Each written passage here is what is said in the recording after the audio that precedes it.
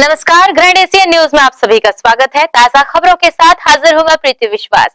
बढ़ते हैं बुलेटिन की ओर, पर उससे पहले आई नजर डालें हेडलाइंस पर।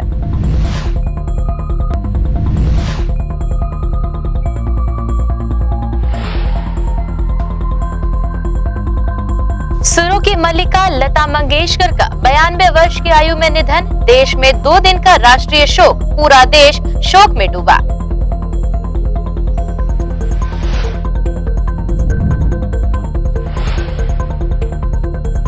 स्वच्छता ही सेवा समिति ने शहरी गोठान कोसानगर में चलाया स्वच्छता अभियान। महापौर परिषद के सदस्य संदीप निरंकारी और निगम आयुक्त प्रकाश सर्वे मुख्य रूप से हुए शामिल।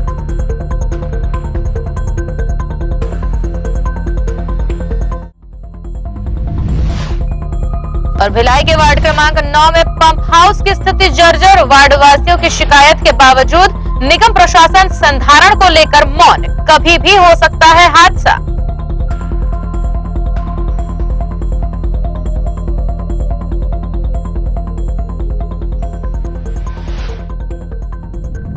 खबरें विस्तार से। स्वर कोकिला भारत रत्न लता मंगेशकर की सांसों के साथ ही भारतीय गीत संगीत का स्वर्णिम युग भी रविवार को थम गया।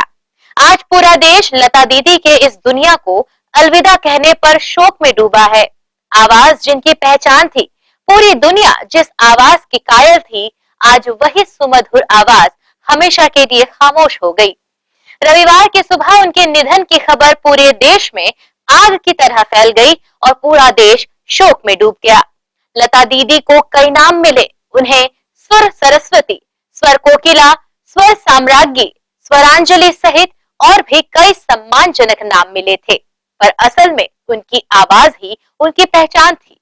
आज भले ही लता दीदी हमेशा के लिए खामोश हो गई हैं, लेकिन उनकी आवाज हमेशा उनके तरानों में जिंदा रहेगी और उनकी मौजूदगी का एहसास दिलाती रहेगी। आज उनका दुनिया से चले जाना विधि का विधान ही है। लता दीदी ने बरसों तक जो सुर साधना की, वह आने वाले कई दशकों तक अमिट छाप की तरह गुंजायमान होती रहेंगी। किन शब्दों में इस दुख का बयान करें। संगीत जगत स्तब्ध है। स्वर कोकिला, भारत रत्न श्रद्धेय लता मंगेशकर जी का निधन हम सबके लिए बहुत ही बड़े दुख की बात है। लता जी एक इतनी बड़ी व्यक्तित्व की मालिक थी कि हम जैसे संगीत के छोटे मोटे साधकों के लिए मां सरस्वती से कम नहीं थी। हम मां सरस्वती की पूजा अर्चना करते हैं। कल बसंत पंचमी था, उसमें हमने माता को मन से पूजा अर्चना हम लोगों ने की और उनसे निवेदन किया इनकी लंबी आयु का। पर होनी को कोई नहीं टाल सकता। आज लता मंगेशकर हम सबको छोड़ गई। मेरी अश्रुपूर्त श्रद्धांजलि है उनको। हम नमन करते हैं। हम संगीत बिरादरी के लोग एक तरह से अनाथ हो गए। ओम शांति। मेरी आवाज ही पहचान है, घर याद रहे हो नाम गुम जाएगा, चेहरा ये बदल जाएगा। लता जी आज हमारे बीच में नहीं है। उनके रूप में एक नायाब हीरा हमारे देश ने खो चुका है, हम खो चुके हैं। उनका जाना हमारे लिए देश के लिए बहुत बड़ी क्षति है। आज वो हमारे बीच में नहीं है, लेकिन उनकी आवाज़ हमारे दिलों में सदियों तक राज करेगी। आज सुबह सुबह अत्यंत हृदय विदारक सूचना हमें मिली। भारत रत्न स्वर कोकिला मशहूर पार्श्व गायिका लता मंगेशकर जी हमारे बीच नहीं रही। यह मेरे लिए संगीत बिरादरी के लिए, संपूर्ण जगत के लिए अपूर्णीय क्षति है, जिसकी भरपाई संभवतः हो पाए। लता जी ने संगीत के माध्यम से जो योगदान दिया है पूरे विश्व को, वो शायद ही कोई भुला पाए। मैं उन सौभाग्यशाली कलाकारों में से हूं।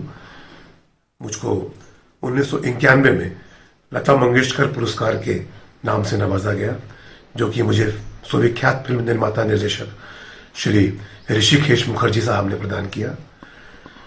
जैसा कि लता जी के बारे में कहा जाता है कि लता जी साक्षात सरस्वती जी का अवतार थी, तो देखिए एक ऐसा संयोग है। कल ही हम सबने बसंत पंचमी की पूजा की है और बसंत पंचमी के अगले दिन मां सरस्वती का विधिवत विसर्जन किया जाता है, और आज बसंत पंचमी का अगला दिन है। लता जी ने अपने पार्थिव शरीर को हम सभी से विलग कर लिया, तो मैं कहूंगा कि वास्तव में वो सरस्वती का अवतार थी। मैं उनके श्री चरणों में अपनी विनम्र श्रद्धांजलि अर्पित करता हूं। ईश्वर से प्रार्थना करता हूं कि उन्हें अपनी शरण में ले, तथा उनके परिवार को इस अपूर्णीय क्षति को सहने की शक्ति प्रदान करे। ओम शांति।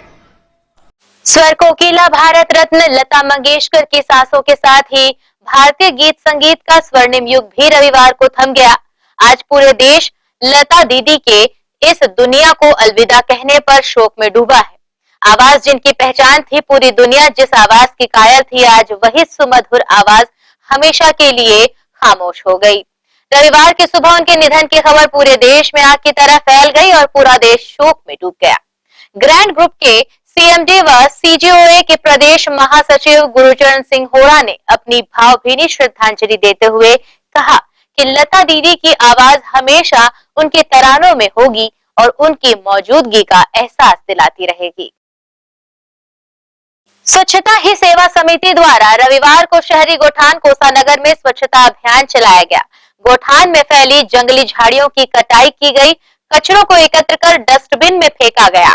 सफाई अभियान में पार्षद एवं महापौर परिषद के सदस्य संदीप निरंकारी और निगम आयुक्त प्रकाश सर्वे ने भी अपनी सहभागिता दी।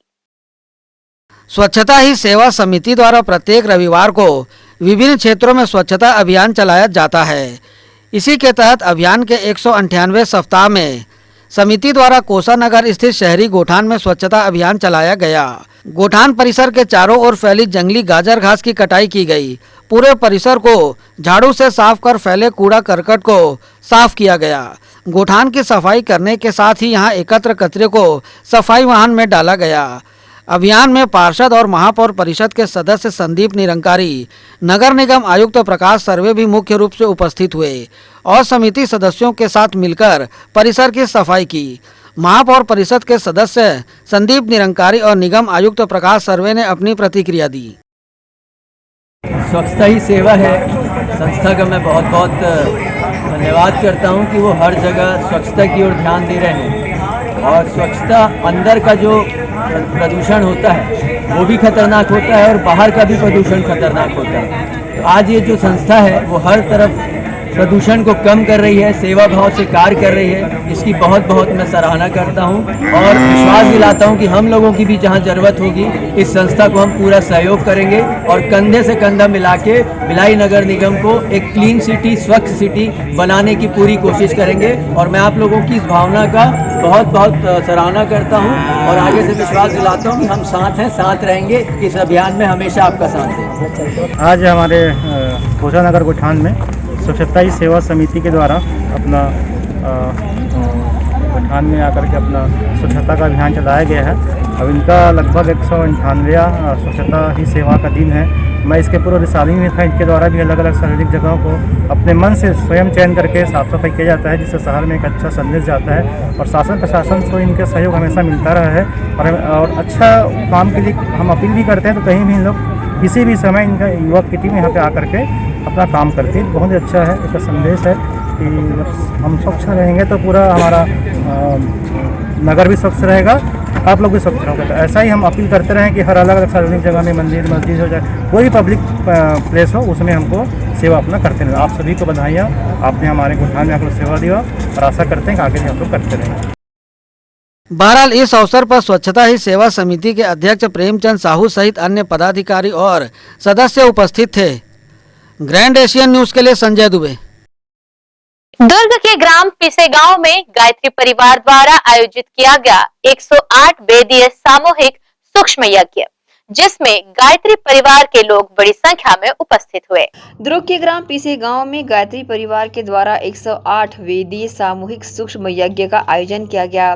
बसंत पंचमी के पावन अवसर पर आध्यात्मिक प्रयोग के रूप में आयोजित किए गए इस यज्ञ में सृजनशील युवा व महिला मंडल के सदस्य शामिल हुए। शिवनाथ नदी के तट पर आयोजित हुए 108 वेदीय सामूहिक सूक्ष्म यज्ञ की जानकारी देते हुए गायत्री परिवार के डॉक्टर N.K. सिन्हा ने कहा कि ये यज्ञ बहुत ही कम समय में किया जाने वाला यज्ञ है। उन्होंने ये भी कहा कि इस यज्ञ में गोबर का दिया, हवन, घी, कपूर, आधार, गुड़, होमदानी की आवश्यकता होती है, जिससे दिव्यता सुगंधित वातावरण बन जाता है।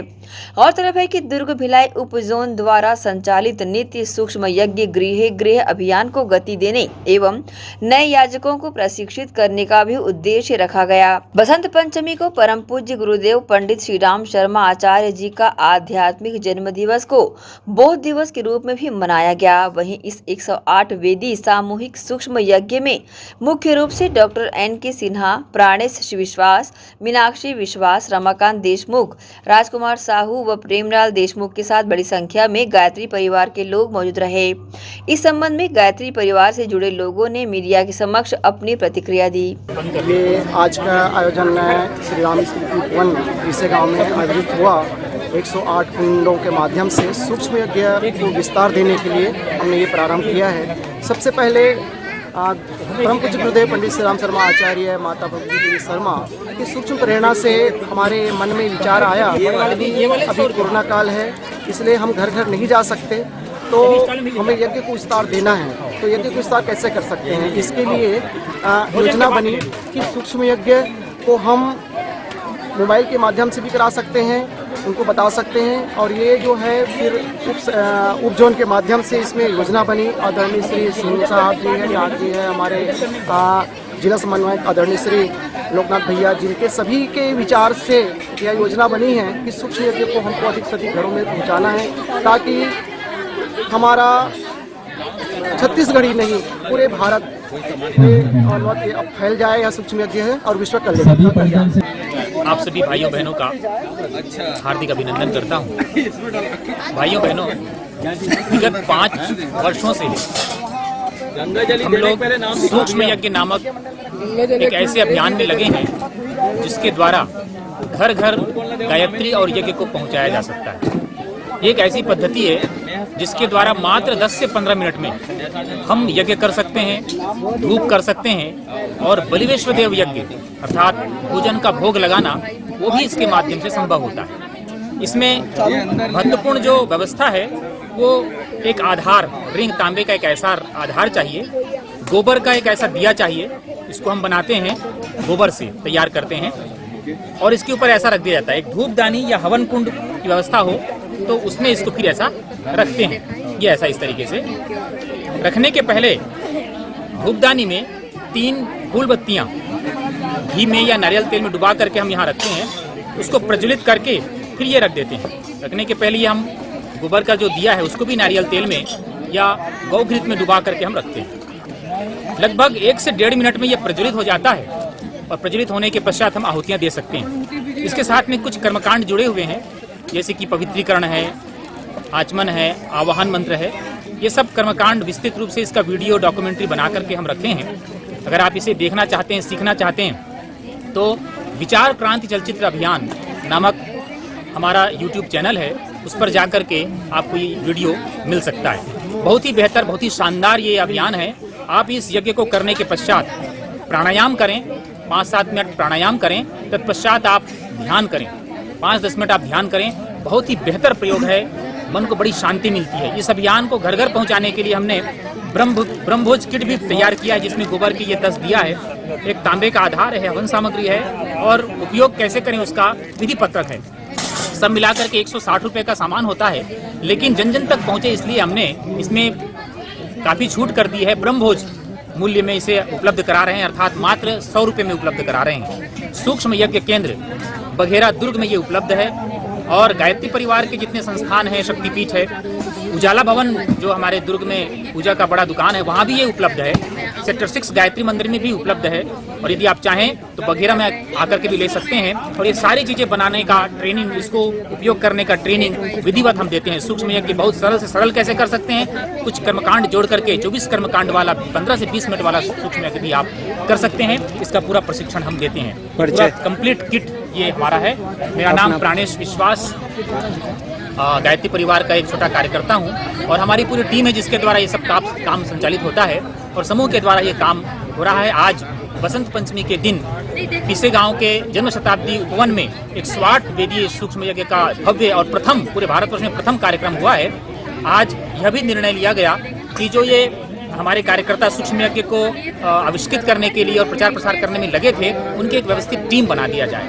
तो सूक्ष्म यज्ञ प्रचार प्रकोष्ठ के नाम से इस टीम को बनाने का, विधिवत संचालित करने का निर्णय लिया। ग्रैंड एशियन न्यूज के लिए दुर्ग से नसीम फारूकी की रिपोर्ट। इसके साथ ही यहाँ रुक रहे हैं एक छोटे से ब्रेक के लिए, जल्द वापस आएंगे एक छोटे से अंतराल के बाद।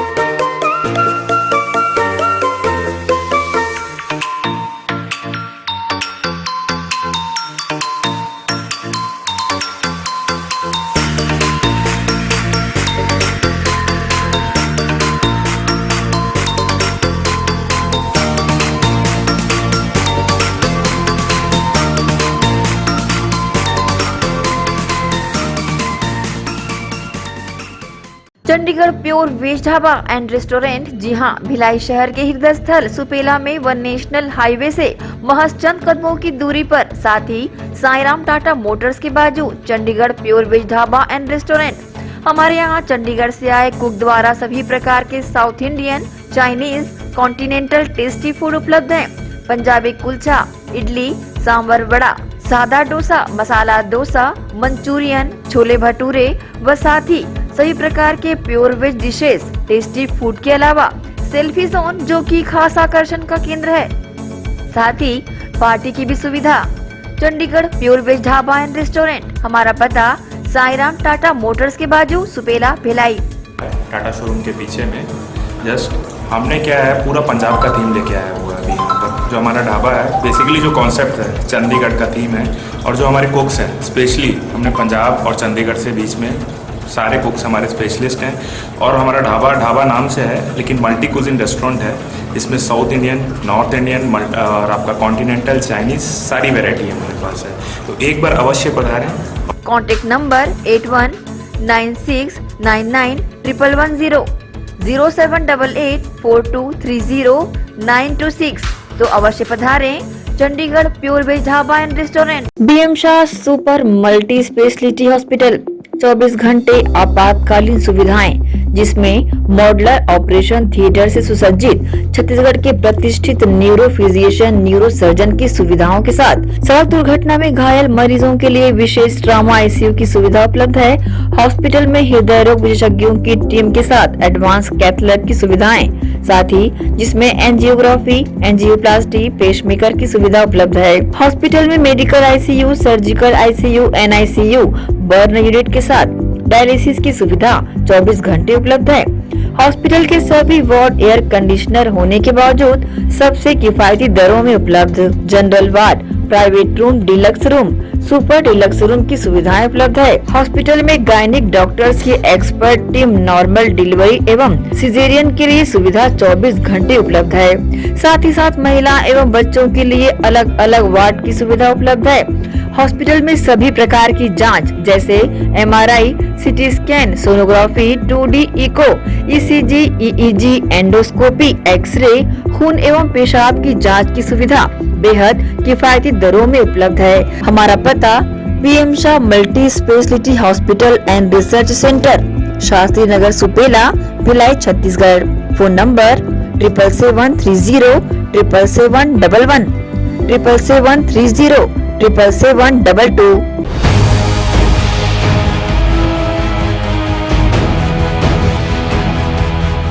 ब्रेक के बाद बुलेटिन में आप सबका स्वागत है। सेक्टर 10 भिलाई में छत्तीसगढ़ उड़ान नई दिशा द्वारा बसंत पंचमी के उपलक्ष्य में सरस्वती पूजा का आयोजन किया गया। हर वर्ष की भांति इस वर्ष भी बच्चों में स्टेशनरी सामानों का वितरण किया गया। इस बार समिति द्वारा घरेलू काम कर जीवन यापन कर रही 5 महिलाओं को शिक्षित करने का जिम्मा भी उठाया।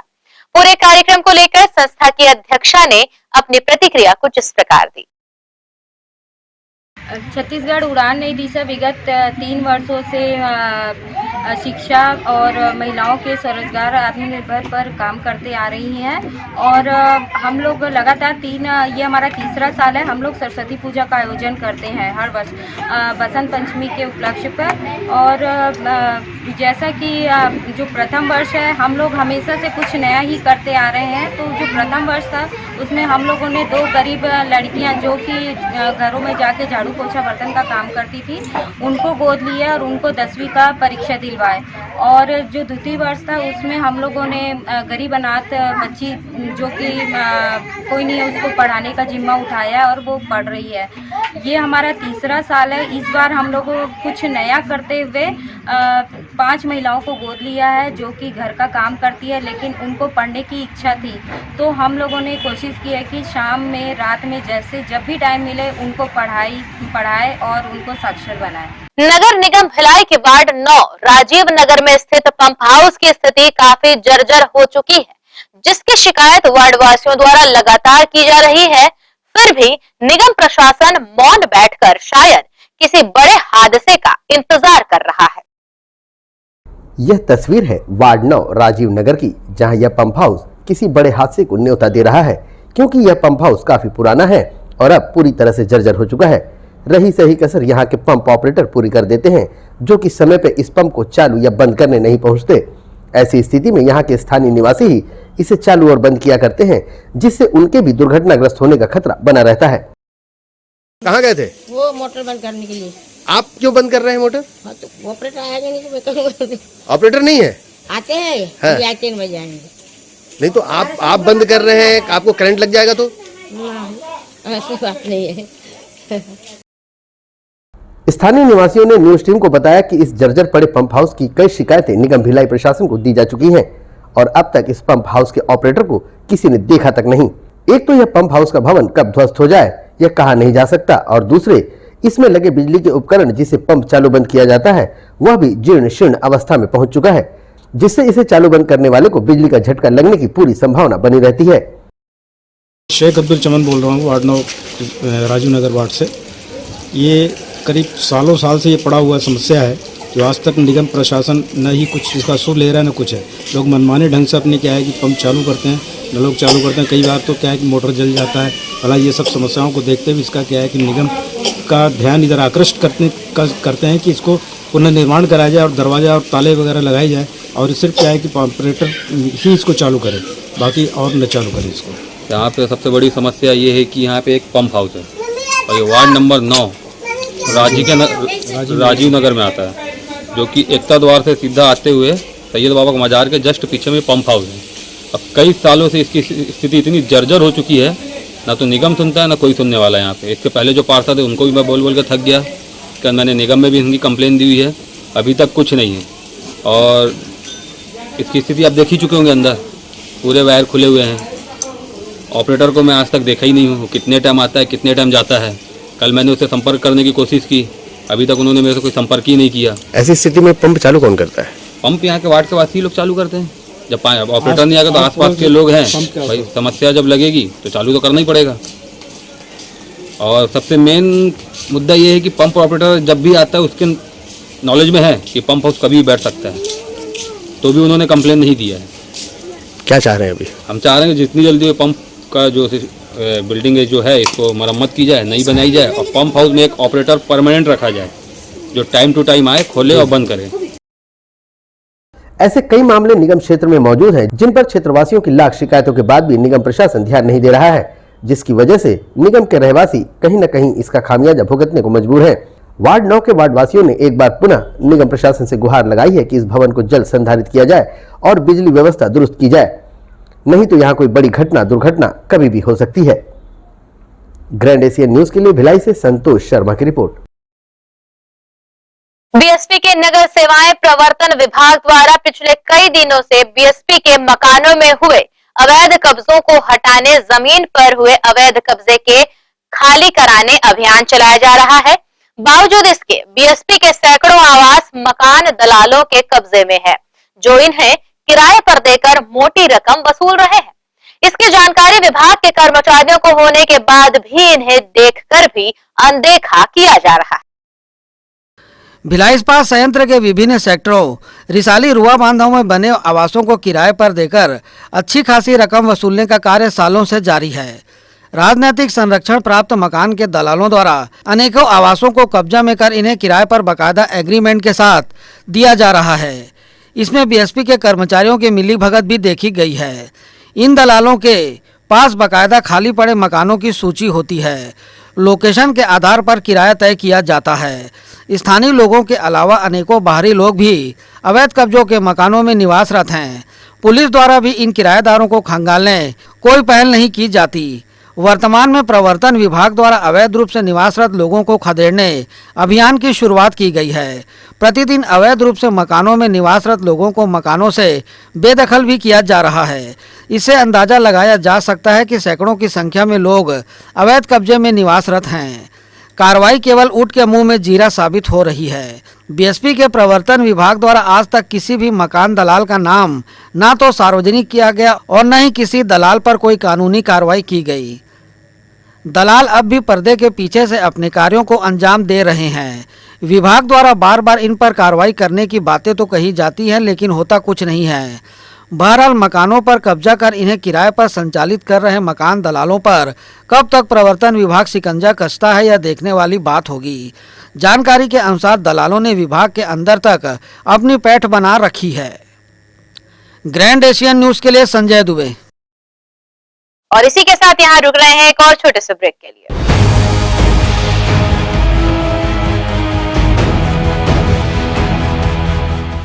हर्पिस, HIV एड्स और हेपेटाइटिस ये वायरस जन्य रोग है। ये ज्यादातर रक्त धारा में मौजूद होता है, जिसमें एक तंतु अनुवांशिक अणु होता है।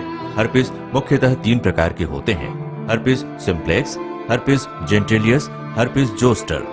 हर्पिस सिम्प्लेक्स और हर्पिस जेंटिलियस ये स्त्री और पुरुषों के गुप्तांगों में होता है। ये पुरुष के गुप्तांगों में दाने, छाले, जलन, लाल होना, खुजली के रूप में, इंद्रियों को ढकने वाली चमड़ी का क्रेक होना, फटना, लगातार बुखार, मुंह में छाले होना, शरीर कमजोर होना के रूप में होता है। हर्पिस जोस्टर शरीर में पानी भरे फफोले की तरह जो दर्द, जलन, चमचमाहट, खिंचाव के साथ उभरते हैं। इससे शरीर का कोई भी अंग निष्क्रिय हो सकता है। कोई भी एंटीबायोटिक, गोली या मलहम इस रोग को दबा देता है, जिससे इस रोग के समाप्त होने का एहसास होता है, परंतु वो सिर्फ धोखा है। इस बीमारी का इलाज वायरो रिसर्च एवं स्किन केयर क्लिनिक द्वारा तैयार किए गए विशेष आयुर्वेदिक रस रसायन द्वारा संभव है। संपर्क करें doctor HC Agarwal, doctor VK Agarwal, viro research एवं skin care clinic, Swaroop talkies के सामने, स्टेशन रोड, दुर्ग। मैं जब अपने बालों को कोम करती थी तो मेरे काफी ज्यादा बाल कोम्बिंग से टूट जाते थे और सीजनल चेंजेस की वजह से डैंड्रफ भी होता था। फैमिली में भी कुछ लोगों को ये प्रॉब्लम थी। तब मुझे मेरी फ्रेंड ने वास्तु गुरुजी हेयर ऑयल सजेस्ट किया, जिसके सिर्फ 2 यूजेस बाद ही मुझे ऐसा लगा जैसे मेरी स्कैल्प क्लीन महसूस हो रही है और सिर्फ 4 वॉशेस बाद ही मेरी हेयर फॉल और डैंड्रफ की प्रॉब्लम ऑलमोस्ट जड़ से खत्म हो गई। और इस ऑयल की सबसे अच्छी बात यह है कि ये होममेड है और उससे भी अच्छी बात यह है कि ये वर्क करता है।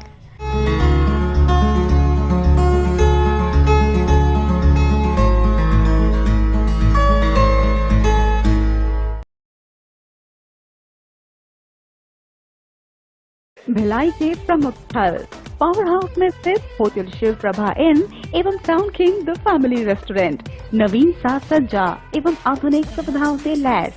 हमारी विशेषताएं: economic suite, executive suite, premium suite and presidential suite. Town king the family restaurant, लाजवाब स्वाद से भरपूर नाश्ते एवं भोजन की उत्तम व्यवस्था। Banquet hall, party hall, conference hall, free Wi-Fi internet, new elevator, travel assistance, safe deposit vault and godown, special tariff plan for corporate, marriage and other functions. Online booking facilities available. Sweet home away from home. Powerhouse railway station व bus stand से मात्र 500 metre पर स्थित hotel Shiv Prabha inn and town king the family restaurant 46 team market अपना KC laws के बाजू में power house Bhilai. Contact 9892215251 और 8966981590.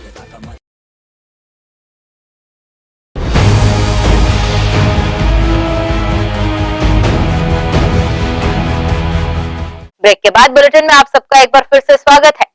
दुर्ग के गंजपारा स्थित दुर्गा मंदिर में बसंत पंचमी पर्व का आयोजन किया गया। पूजा अर्चना के साथ नन्हे बच्चों की कराई गई विद्या आरंभ। दुर्ग के गंजपारा दुर्गा मंदिर में बसंत पंचमी पर्व पर विद्या दायिनी मां सरस्वती की विशेष पूजा अर्चना की गई।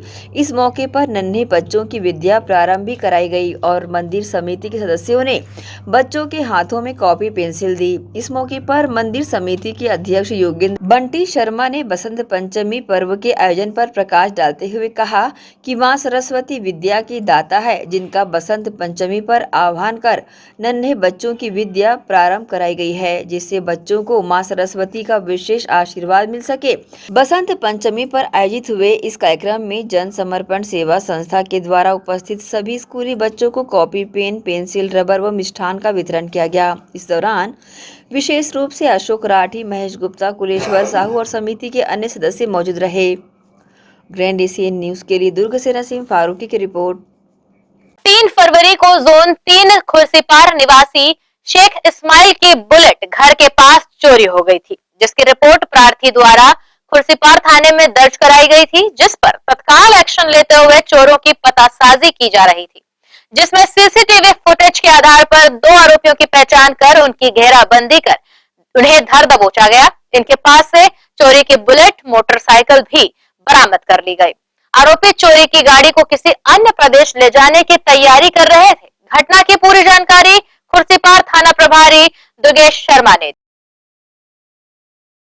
यस, ये मेन रोड पे एक दुकान है केजीएम चिकन कॉर्नर करके, वहाँ से एक बुलेट चोरी हुई थी। बुलेट चोरी की सूचना पर ये प्रार्थी शेख इस्माइल की रिपोर्ट पर धारा 379 के तहत आईपीसी के तहत मुकदमा दर्ज किया गया था। मुकदमा दर्ज करने के उपरांत पे लगातार पता तलाश किया जा रहा था। इसमें अपने को एक फुटेज मिला था। फुटेज में 2 लड़के स्पष्ट रूप से दिखाई दे रहे हैं जो बाइक को चोरी करके ले जा रहे हैं। उसके आधार पर हम लोग जो मुखबिर होते हैं उनको डिस्प्ले किए थे और पता कर रहे थे कि कौन इसमें चोर हो सकते हैं। तो अपने जो क्षेत्र के लोग हैं इनसे कुछ पता नहीं चल पा रहा था कि कौन लोग हैं। इसमें पुलिस के द्वारा लगातार पता तलाश की जा रही थी।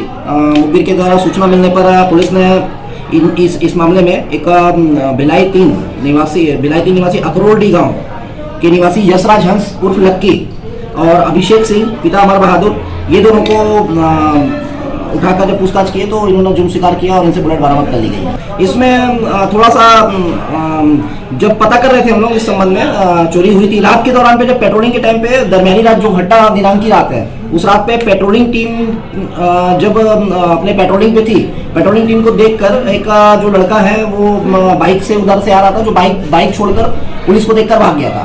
तो बाइक को पुलिस ने अपने कब्जे पे ले लिया था। उस टाइम पे रात पे एक अननोन नंबर से मेरे ही फ़ोन पे फ़ोन आया था कि मैं किसी प्रेस से बोल रहा हूँ और उसने ये बाइक के संबंध में इंक्वायरी की। बाद में जब ये मामले सब क्लियर हुए तो ये जो बाइक है ये बैटरी चोरी, 2 बैटरियाँ चोरी हुई थी, उसमें घटना में प्रयुक्त बाइक है। डाउट के आधार पर जब इस नंबर को ट्रेस किए, इसमें से कुछ फोटोज मिले अपने को नंबर के आईडी से और लोकल गांव का एड्रेस मिलने पर गांव में जब पता तलाश किए तो ये नंबर हमको यशराज हंस उर्फ लक्की का नंबर मिला। लक्की का जो फोटो था वो जो फुटेज हमको मिले थे चोरी के दौरान पे, वो फुटेज से मैच करता हुआ है। तो उस संदेह के आधार पर हमने जब यशराज लक्की को उठाया तो उसके पास से और उसके साथ में जो उसका साथी अभिषेक सिंह जो रहने वाला बिहार का एक उद्दीन से आके इसके पास रुका हुआ है, इनके द्वारा चोरी किया जाना मामला पता चला। इनके विरुद्ध में धारा 379-34 आईपीसी के तहत मुकदमा दर्ज कर माननीय न्यायालय प्रस्तुत किया जा रहा है। भिलाई 3 स्थित इंडस्ट्रियल पार्क में बढ़ती चोरी के कारण उद्योगपति इन दिनों काफी परेशान है। व्यापारियों की शिकायत के बाद भी अभी तक एक भी चोरी का पर्दाफाश नहीं किया गया है, जिस कारण से चोरों के हौसले और भी बुलंद हो चले। भिलाई 3 स्थित इंडस्ट्रियल इंजीनियरिंग पार्क में 250 प्लॉट उद्योगपतियों को आवंटित किए गए हैं, जिसमें से लगभग 150 उद्योग सुचारू रूप से चालू हैं। लेकिन ये 150 उद्योग कब तक चालू रहेंगे, कहा नहीं जा सकता। इसका कारण है यहाँ पर बढ़ती चोरी। इंडस्ट्रियल पार्क में चोरी की वारदात इतनी बढ़ चुकी है कि व्यापारी को फायदे से ज्यादा नुकसान झेलना पड़ रहा है। इस बात की जानकारी सीसीटीवी फुटेज के माध्यम से नजदीकी थाने में दर्ज भी की गई, लेकिन अभी तक इस पर कोई कार्रवाई नहीं की गई है। परेशान उद्योगपतियों ने रेंज के आईजी का दरवाजा खटखटाया है ताकि निसंकोच होकर उद्योगपति अपना व्यापार व्यवसाय कर सके। वहीं दूसरी ओर अगर प्रशासन के द्वारा चोरी की वारदातों पर अंकुश नहीं लगाया गया तो फैक्ट्री बंद करनी होगी। साथ ही उस क्षेत्र पर रोजगार का भी खतरा मंडराने लगेगा। वहीं रेंज के आईजी से मुलाकात के बाद उद्योगपतियों के द्वारा बढ़ती चोरी और नुकसान को लेकर अपनी आपबीती ग्रैंड एशियन न्यूज के समक्ष बयां की। क्योंकि चोरी की शिकायत मोस्टली पुलिस और प्रशासन का काम है, इसलिए हमने पुलिस प्रशासन के रेंज के मुखिया उनसे मिलना चाहें। चोरी इंजीनियरिंग पार्क के भिलाई में इंडस्ट्रियल एरिया है जिसमें 215 यूनिट संचालित है, उसकी चोरी की शिकायत हो रही है और उसमें थानेदार कोई कंप्लेन लिख नहीं रहा है। एक आध दो मुश्किल से किए होंगे और किए भी होंगे, नहीं किए होंगे, कार्रवाई अभी तक पेंडिंग है, इसलिए शिकायत करने हमने यहाँ आए। चोरी एंगल, चैनल, सामान, मैं समझता हूँ कि पूरी इंडस्ट्री परेशान। चोरी नहीं देखा जाए तो डकैती है। शासन दिया, इसके हम कार्रवाई करेंगे। एक एक चोरी कैसे कैसे हुआ है इसमें हमने 8, 10, 15 लोगों का ब्रेकअप दे दिया और तुरंत हमारे सामने फॉरवर्ड किए हैं एसपी साहब को और थानेदार को। अभी तक टोटल 1 से सवा लाख रुपए के बीच का नुकसान हो चुका है। टोटल 4 बार चोरी हुई है, जिसमें से 2 बार थाने में कंप्लेंट दी है, लेकिन अभी तक कोई रिसीविंग नहीं मिली है। हमारी मांग यही है कि इस पर इंक्वायरी की जाए और कार्रवाई हो, चोर भी पकड़े जाएं और ये चोरी की घटनाएं बंद हो। इससे जो है काफ़ी नेगेटिव इफ़ेक्ट आ रहा है। हम लोग भी कई बार सोचते हैं कि हमने सही डिसीजन लिया है कि नहीं लिया है, इतने बार चोरी हो रहा है तो नुकसान तो हम लोग को होता ही है बहुत ज़्यादा। तो देर सवेर इंडस्ट्री भी बंद होना चालू होंगी अगर ऐसे ही चलता रहा तो। जी सर, ये बात बिल्कुल सही है। चूँकि हम लोग, मैं एक मध्यम वर्गीय परिवार से था और अब मैं इंजीनियरिंग कंप्लीट करने के बाद अपने प्राइवेट जॉब छोड़कर मैंने लोन लेकर मैंने एक फैक्ट्री का स्थापित की, ये सोचकर कि अच्छा भविष्य मेरा बनेगा। लेकिन जब मैं वहाँ पे लगाया तो उसके बाद जब चोरी की इतनी घटनाएं हुई। मेरा सबसे आखिरी में है, इंजीनियरिंग पार्क का सबसे कॉर्नर में मेरा प्लॉट है, सबसे पहला प्लॉट मेरा ही पड़ता है। तो वहाँ से उछाल के जितना भी, जब भी मैंने फैब्रिकेशन का स्टील है, लोहे का स्टील जो परचेस करके हम लाते हैं, वो welding machine, cutting machine, grinding machine और भी जो भी मशीन है सब उठा के ले गए। पहली बार चोरी हुई, कई बार घूमने के बाद उस समय FIR हुई। ये मेरा 2 साल पहले की बात है। उस समय FIR हुई पर कोई कार्रवाई नहीं। फिर दोबारा एक बार चोरी हुई, फिर उस समय जो टेबल कुर्सी तक मेरे वो ले गए, जितना जो ऑफिस का सामान था। लास्ट टाइम जो कुछ लोहा चोरी हुआ, लेकिन उस समय मैं कोविड के कारण मैं खुद भी काफ़ी सीरियस कंडीशन में था।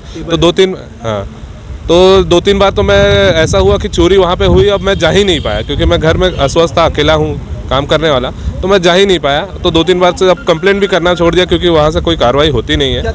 हमारा करीब 2.5 एकड़ का प्लॉट है। इसमें 4 बार बाउंड्री से कूद के अंदर और एक पर्टिकुलर केबल चोरी हुआ है, जो कि बहुत ही हैवी ड्यूटी केबल आता है और करीब उसकी कीमत 50,000 रुपये पर केबल की है। ऐसे 4 बार वही चोरी हुई है, वही केबल पर्टिकुलर जगह से आते हैं और लेके जाते हैं। केबल कम से कम 3 आदमी लगेंगे उठाने के लिए, एक आदमी के बस की बात नहीं है। रात को गाड़ी का वहाँ पे कोई गश्त नहीं लगाता है, कोई भी गाड़ी वहाँ पे नहीं आती है पुलिस। मेरे यहाँ पंजीकृत कंपनी के द्वारा 6 गार्ड लगे हुए हैं, जिसमें रात को 3 से 4 गार्ड रहते हैं, दिन में 2 गार्ड रहता है। गार्ड एजेंसी हम तीसरी बार बदल रहे हैं। गार्ड रात को घूमता भी है, बट जिस एरिया में है, अब रात को 2 बजे 3 बजे ज़रूरी नहीं है गार्ड उस जगह पे हो। जिस जगह से अंदर आते हैं वो इतने बेखौफ हैं कि कैमरे में क्लियर दिखते हैं कि आदमी आराम से घूम रहे हैं अंदर और घूमते हुए वहाँ से लेके जा रहे हैं। आज इंजीनियरिंग पार्क की हम लोग जिस जगह पे हम लोग सिचुएटेड है, वो सबसे ज़्यादा रेंट हम भरते हैं, सबसे ज़्यादा प्रीमियम हम देते हैं पूरे इंडस्ट्रियल एसोसिएशन में। उसके बाद भी चारों साइड से इंजीनियरिंग पार्क खुला हुआ है, ना कोई गेट की व्यवस्था है, ना कोई सुविधा ये हमको प्रोवाइड कर रहे हैं। और 1 महीने से हम कोशिश कर रहे हैं, 5 बार हम थाने जा चुके हैं FIR कराने के लिए, FIR भी दर्ज नहीं हो रही उस बारे में। वहीं एडिशनल एसपी नीरा पांडे ने कहा कि शहर में कानून व्यवस्था बनाए रखा जाएगा और बहुत जल्द चोरों की गिरफ्तारी भी की जाएगी। ये इंडस्ट्रियल एरिया में लगातार जो चोरी की घटनाएं बढ़ रही हैं, इसके संबंध में IG महोदय को ज्ञापन सौंपा गया था और इसमें आईजी महोदय ने जांच करके सख्त कार्रवाई के निर्देश दिए। बहरहाल चोरी के मामले में रेंज के आईजी को शिकायत करने के बाद पुलिस महकमा किस प्रकार कार्य करता है और कार्रवाइयों को अंजाम देता है, ये तो देखने वाली बात होगी। ग्रैंड एशियन न्यूज के लिए रॉबिन मल ठाकुर की रिपोर्ट। इसके साथ ही न्यूज बुलेटिन में फिलहाल इतना ही। आपसे चाहेंगे इजाजत। नमस्कार, धन्यवाद।